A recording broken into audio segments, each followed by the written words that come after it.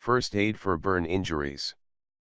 Fact: burns and scalds in young children often occur in the home and are usually caused by hot beverages, hot tap water, saucepans of hot liquids and boiling water in kettles. If on fire, stop, drop, cover and roll.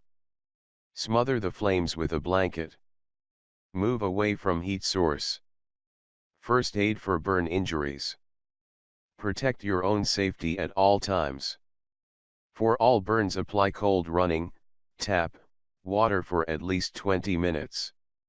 If running water not available, wet 2 cloths and alternate them onto the burn every 2 minutes. Keep the rest of the body warm. Do not use ice, butter, creams, etc.